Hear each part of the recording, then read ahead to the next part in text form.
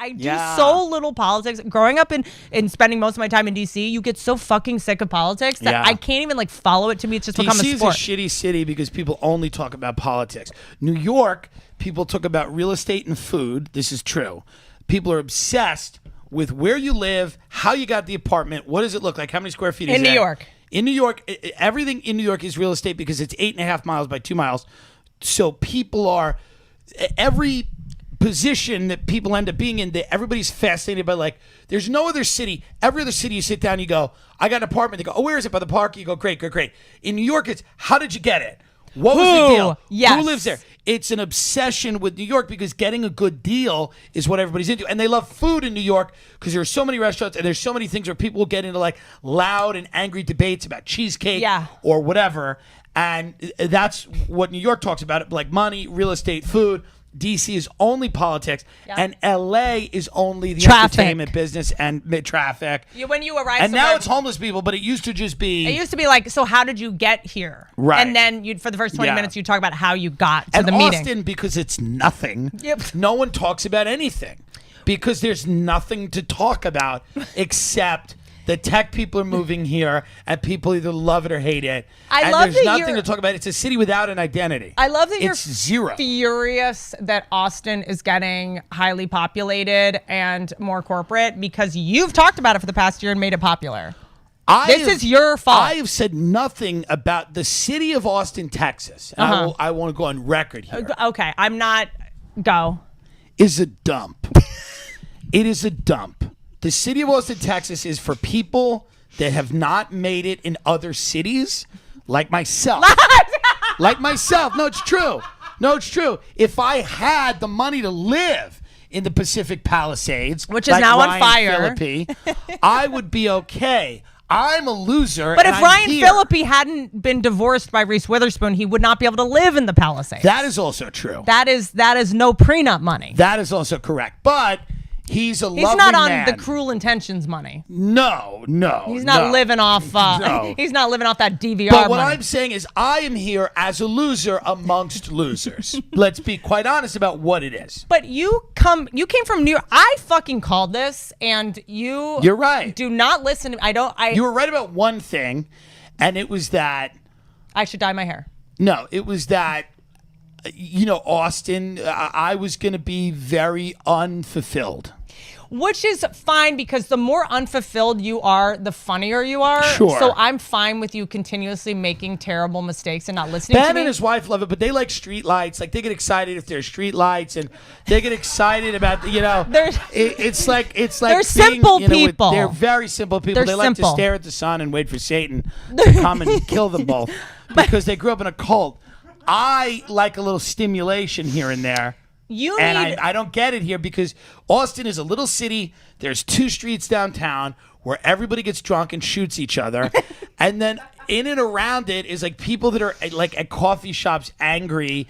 And I'm like, dummy, of course you're not making it. You live here, you schmuck. Well, Austin, look, as someone that is half from Texas, I'm not coming for you, Texas. I like Texas. I love Dallas. I love Houston. Well, I like Dallas. You're a man of the finer things in life. I came here for dinner. You show up with pimento cheese in a plastic cup. She said we're having dinner. I thought she would have a meal. She had a frozen pizza she didn't know how to cook. There's 9 assistants. No one can get a pizza in the oven here. She's got more employees than the Pentagon, and no one can get a pizza in the oven. And then we're eating queso that's not even warm, and I had to smoke 19 cigarettes to fill myself up.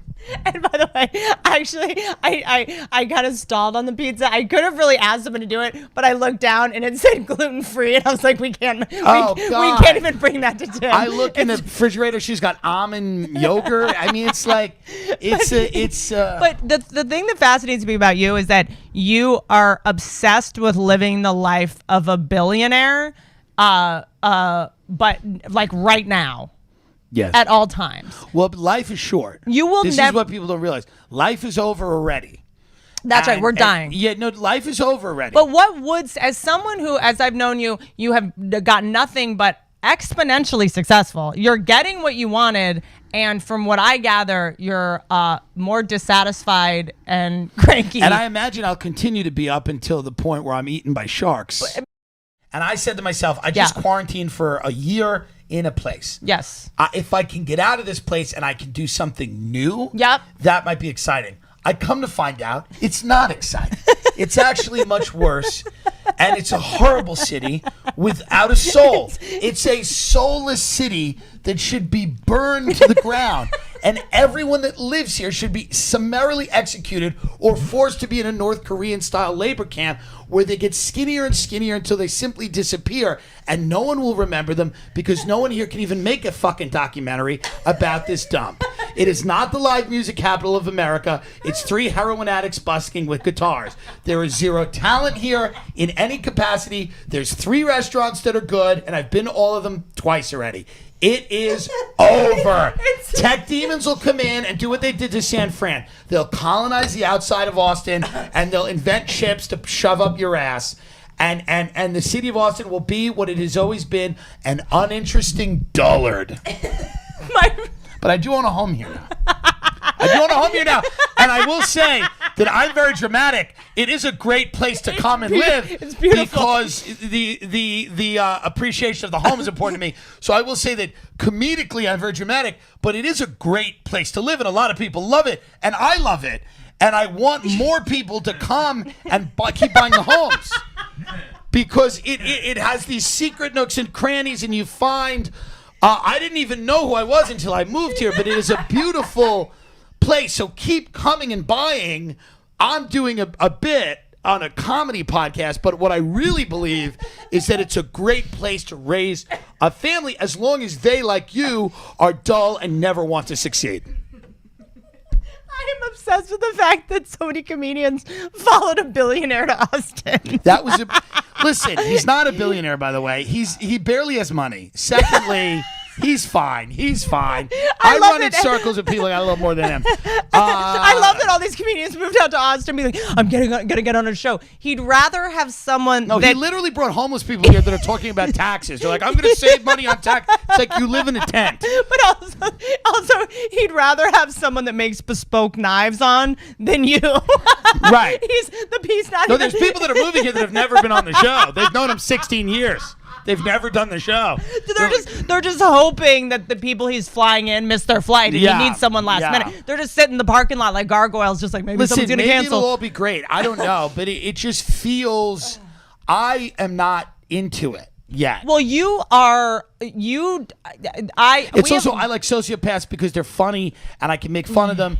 And Austin has a few of them. They'll shoot you in the face if you make fun of them. But no, it's just boring. It is boring here. But Joe has a family and he has a whole thing. Like, I was just like, the idea of moving there, like, without a family or without having to like put a kid in school. I just was like, you're just gonna be in a house in the hills alone with your own thoughts all day. This is not gonna go well. No, but I'm gonna travel a lot to LA and then eventually I'll remedy this. But it's an interesting thing. What have you learned about yourself? Have you learned anything about yourself? I've learned a lot about Austin, and I've learned a lot about that the craziness of LA, the insanity of it, was funny. Yeah. And town is really not that interesting. Funny. This town's not that funny. People are happy. It's placid. It ain't funny. It's placid. It ain't funny. When you go to LA, it's a great, like New York, it's a great place to live because. What was that? That's Rogan. Relax. He's calm down. He's strangling a bird on the leg. He's doing his nightly bird. Yeah. Bird strangle. New York and LA. And listen, there's things in Austin that are, I'm sure they're good.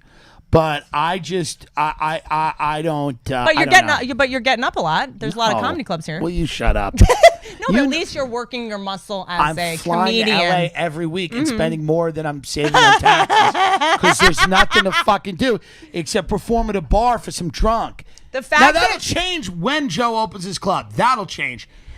But it is as of right now. And there's a creek in the cave here, and Rebecca's great. But I hate it. Here's what I'll say. Your genius is that you will go. Okay, you're talent. No, genius. Yeah, was the no, right I word. do feel like that. I was exaggerating.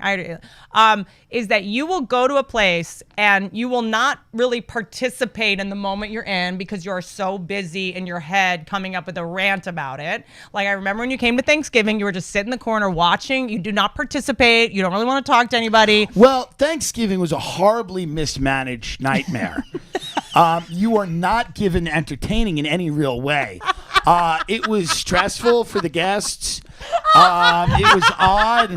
You were berating some guy, asking him how much he owed in taxes. Jim Jeffries walked in with his kid and wife and didn't even sit down. Nobody knew what was going on. It was disconcerting for many of us, and I was just processing that moment of sheer insanity. Well, you were doing like Kegels with Instagram influencers. Meanwhile, Jim Jeffries thought this was a family event. Like, no one knew what was going on. But also, there was so much amazing food there. And I think I haven't, as an adult, hosted parties that have expensive food and no one's eating it. And they're drug addicts. Your friends are drug addicts, so they're not eating it because they're on cocaine, so they don't need to eat. I spent so much time being like, "Are you gonna eat this?" There were people in the party putting stuffing up their nose because they had no idea how to eat through their mouth. I'm just saying. Yeah, your friends are drinking like CBD milkshakes, and I was trying to force people to eat all the food I got. I'm the most annoying guest. 'Cause I'm like, enjoy the party. Try this. This is the way Whitney hosts something. She'll be like, "Hello!" It's like a manic mania. As soon as you walk in, like the great socialites, a great host of our time, knew how to like Lily Pulitzer breeze through a room and like really have a few bits of conversation. Whitney gets in deep with everybody. And it's absurd. Like, you're supposed to have like a very like light touch with everyone, and like, "Hey, how have you been? Where you been? You went on a vacation? Oh, I love the Cape." And leave. I'm out. And Whitney's like, "What do you owe in taxes right now?" To people during dinner. And it was so crazy. I don't do small talk. I only do big talk. So people come in, they're like, "How's the weather? How's this?" I can't do that. I'm like, "What antidepressants are you on?" I think I have a better one for you. Like, I'm like, "Let's talk about your ancestral trauma." Somebody would be like, "You have a beautiful yard." She goes, "What do you want? What do you want? What do you want out of this? Out of everything?" People are like, "Dude, it's so intense and it's so crazy." And then your friends are like a mixture of like brilliant people and then brain dead people. So you have like very smart people, and then you have people that like have autoimmune disorders they've invented. That are like in capes. Yeah, that are like in capes and don't know where they are, and everything's like they do everything for a brand deal, and they're like pretending to have lupus. So it's a strange mix of people. I like to surround myself with a very colorful crew, and I do not judge. I'm not elitist when it comes to like intelligence. I like to like make a party. First of all, at that time, it was really just only people that were in homes without other people, and would get the test that would turn in a negative, COVID test. Well, it was very responsible. We'll put that out there.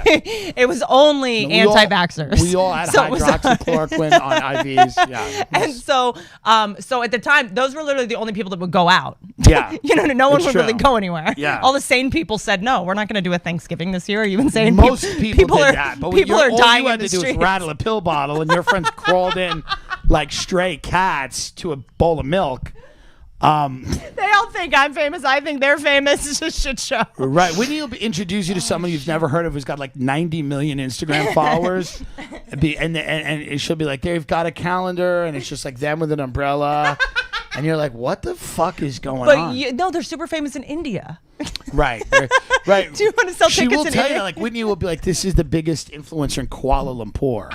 And you go, "What? Why am I here?" But what's going on? You conversely were doing that shit with me. You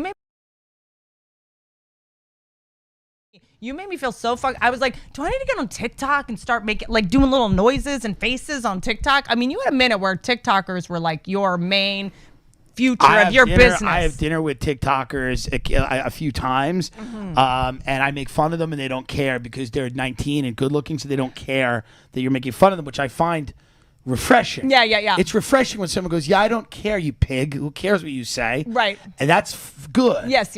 You know what I mean? I had dinner with those same TikTokers. They were looking at me. I think they thought I was Joan Rivers. I don't even know what was happening. I went to dinner with you fucking leave LA, and then I'm stuck there with a bunch of non-comedians, and you went with the great Michael Gruen. Yes, who I love. He's great. But they're all staring. They have no idea they don't know what I do for, like, they don't know anything about me, and I'm just sitting there, and they didn't watch Twin Peaks.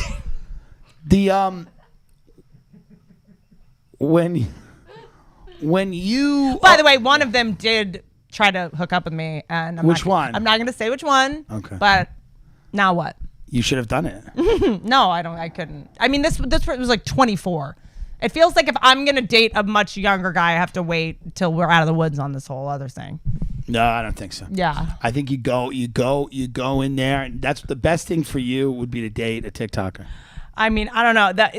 I would date I'm saying to any and all closeted TikTokers of age, I will absolutely date you. So how long did it take once you got to Austin to realize 15 minutes that you should have just listened to me? When I drove from the airport to my home, I wanted to kill myself. Here's the reality. It takes a while to realize that it doesn't. Austin's an NFT. It doesn't exist. No. If you go as someone that loves Austin, the first time I came here, a couple years ago, I was with Kevin Christie. We were doing the Cap City or Paramount or something. Great. We come in. We allot 2 days. I love Cap. 2 days to just be in Austin and hang out. And we see all the pictures on Instagram. Keep Austin weird. I love you so much. That's not loving Austin. That's you enjoyed for 2 days. No. We looked through it and we were like, this is 2 blocks. Like, 2 blocks. This is my favorite thrift store. That is correct. But and then the rest was like Century City. And we're like, no, it's 2 blocks. On Instagram, it looked like it was just Coachella all the time. People that are brain damaged and have had bad car accidents. But you know that I got in the car with this guy that picked me up from the airport, and he was like, "Are you Whittney Cummings?" And I was like, "Yeah." And he was like, "Can you tell your friends to stop fucking moving here? Like, they don't want you either. Yeah, they don't want us." Hey, cool. Great. What did you do? And by the way, shut up. Like, how's he gonna live? His job is driving around. He thinks that he is in the second string militia for the government. Oh. He's on but I like that guy. That's your armadillo guy. Yeah. I thought it was some blue-haired person who's like, I want to shine. No, he has... Tell your friends to stop coming here. I have a one-man show. One-person is show. Someone that, it's that body type that's just like a giant pot belly, like you can't see your feet. He believes that the government, when we go to war, is going to call him in as the reserves. That's less of a crazy belief than the idea that Austin, Texas...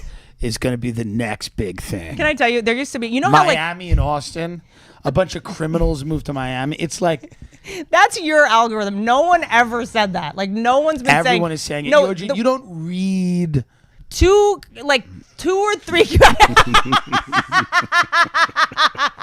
No. It is literally the topic of conversation for the last several months. By the way, I've not invented this. I do not follow comedians that are looking for confirmation bias of the bad choice they already made. Like, dude, this is the shit. Like, I'm like, okay, like, let me... To live like a person here, you have to have $40 million. To live like the kind of life that you need, which is, by the way... Because here's what I would do with that money. But we're staying in a place... kill everyone in Austin. We're staying in a place... And never have to see anyone. I'm not even talking about buying a mansion. I mean, that $40 million I could invest in a chemical weapon and decimate the entire city. And then I might enjoy it and start building it up again piece by piece. But here's the problem with you, is that you are so committed to being pissed off, which is why I think you're great at what you do. No. I'm not. We visited a $40 million home. We visited it, and first of all, you think it's a dump. Second of all, I didn't say it was a dump. We go from the house to the lake, which is, I don't know, 1,000 yards or something, because it's so vast and beautiful. And then you get up here and you're like, this walk is too fucking long. You don't even want the mansion you want. What's going to happen when you... What I said, and the way that I feel, is that Austin's a lovely place. Being on the lake is beautiful, but you cannot compare it to being on the ocean. In the freezing cold ocean in the Hamptons, after you get Lyme disease and bitten by 500 mosquitoes and get shot by Seinfeld security. The Hamptons destroys Austin in every respect. I am not arguing that. In every respect. I just mean the Hamptons. Palm Beach doesn't destroy Austin? Are you nuts? Palm Beach is... What's good about this conversation is that the majority of Americans are unemployed.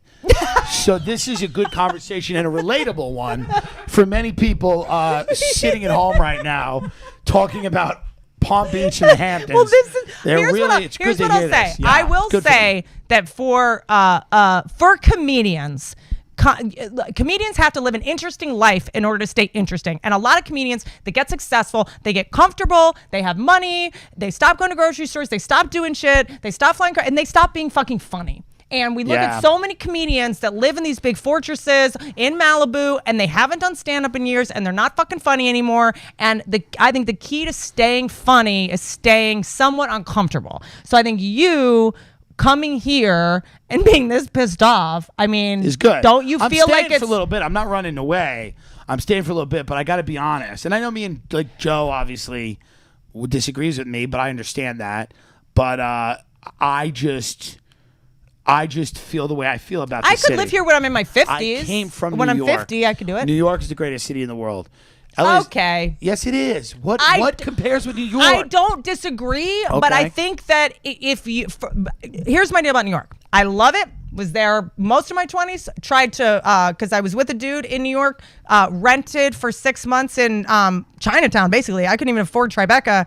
I mean, I could. It was just like, I can't give, this is criminal. This is a criminal amount of money. Right. Like, the fact that you're charging me for this is, right. Chinatown's cool. This is un-American. Right. To charge me for this amount of space. It is un-American. It's largely foreign buyers. Yeah, it's absolutely true. No, but I realized I was spending $8,000. So what's your beef? I was spending $8,000 a month on a place that was smaller than my horse's stall. But was $400. Yeah. My beef with New York is it's a bad deal. Correct. I'm ultimately about like, this is not a good deal. Here's why it's not a bad deal. I'm getting scammed. Here's why it's not a bad deal. Every time I turned on the tub, toilet effluvium would come out of the toilet. And then I called a plumber. He came and he goes, well, I can't fix this. And I was like, well, there's got to be a way. And he goes, here's what he said to me. He goes, it's New York. The things that you don't appreciate, the great food, the great art, the theater, the music, the things you don't care about. The things you don't really care about because you want pimento cheese spread. These are the things why people live in New York. The sports, the nightlife. The smell of urine. Okay, people like urine. Do you realize that when you walk around New York, you get urine on your feet, and then you walk into your apartment, and you're putting the urine of all of New York City's urine on your floor? Why are you afraid of urine? I'm not. What is the feel? I've been peed on. I'll tell you that right now. Okay. I've been peed on, and I handled it great. Good. Other people's urine on my shoes and I understand what you're saying. I'm paying $8,000. I do. But believe as a city, no city functions when it was at its best. Agreed. No Don't city disagree. Like New York. But I can go visit for a week and see all the plays and see all the theater and go see Blue Man Group and Stomp and all the greats. Right. But when I'm in New York, my thing is, if you grew up without money, I think a lot of the people that love New York so much grew up with money, and it's like fun for them to like rough it in a small apartment and like, you know, like live with 9 people because everyone I know that grew up without money, they go to New York and they're like, well, I cannot spend $8,000 on this. I grew up in this size apartment. It's not for everybody. Why can't I go to sleep at night at midnight and not hear women screaming outside and having to wonder, like, do I need to call? Is that a murder? I don't know what I'm hearing. Yeah, well, I think many of those women screaming are probably pursuing their artistic endeavors, which I also disagree with. I remember being in this apartment and hearing screaming, and I'd be like, "Do I go down there? Do I get up? Do I help?" And then at 4 a.m, all the food trucks would come and deliver to all the restaurants. So the beep beep beep, the backing up is what you hear at 4 a.m. And they're like, "Oh, I'm gonna try to take a nap." Like I can't sleep there. But people, I understand that, but people, they discount a lot of that stuff because there's benefits to being there. Right. Which I would love to be able to live there. Whereas Austin, let's be very honest. We're not comparing New York and Austin. It's different. No, we're not. But we're saying this. As a city, it doesn't exist. I mean, it's not real. It's Narnia. It doesn't exist. Yeah. You go through the city, you go, this is not anything. Right. It's nothing. It's a taco on the floor. It's a drunk frat boy. It's someone shooting someone else. What are we doing? I spent my summers in Texas, and I remember because it's very vast. It's very spread out. That's why people like it. Can I sue Joe Rogan for being here? Can I sue him? I think it was the right decision at the time. Yes. I think at the time there were so few things shooting and so few things happening. You came here. You did the show a bunch of times. He talked about you moving here. I think that was an important moment. I love Joe, and I wish it were. And I'm excited to work at his club when he opens it. But as of right now, we're looking at it as a city. Right. And as a city, I'm disappointed. Where I live is beautiful. It's more of a suburb. I live far away. You have to It has all the problems of a city with none of the benefits. The traffic, the crime, the bullshit. But you don't get anything good out of it except fucking a barbecue. You eat ribs. Who cares? Well, the entire identity of this city is fucking roasting pigs. I also think that the indie charm of Austin, South Congress. It's just rich kids who are now drug addicts. It's not indie charm. It's like I grew up rich. I should invite them to my Thanksgiving. Go to Austin, my parents will pay my rent, and I'm gonna try to detox off opiates. But there used to be a ton of food trucks, and you wait in line, and there was it was fun and sexy. But like Grace and I went when we stopped on the way to San Antonio, and I was such a loser. I was like, where are the food trucks? And I was like, I went to the receptionist. The reason that I go so hard at it is because now I have to leave eventually. Right. So I know that I go so hard. This is like when you cheat on someone you're dating, just to know I get to LA, make sure it's over. I will start cheating. I will hate it too. But where are you? Okay, so I also think comics, we're always going to be miserable where we are, but we get to be on tour most of the time. I think that's the reason I can live in LA is because I'm gone most of the time. That's true. It's touring. And you have multiple personality disorder. That's right. So one of your personalities is upset, and the other one is speaking German. Why can't I pick a good one to host this podcast? Why do I keep picking the... I think you're doing good. You're doing fine. Yes. I was thinking about it recently, and Who listens to this? Women? I mean, this is like women that masturbate with candles and stuff, right? I mean, this is women that you tell them crystal don't you dildos. sell like mustache removers? This is the goop of podcasts. Women. Yeah, this is like old women that sit around with their barren, childless vaginas watching you cackle. Is that not who's listening? Is that not who's listening? And dudes want to fuck you and a bunch of horn dogs like Steve will do it for Nelk, who wants to brill you out. Who's that? He's a massive star. But what is milk? Nelk. What is that? God, you're like 68. It's a fucking... You don't have to be old to not know what's going on.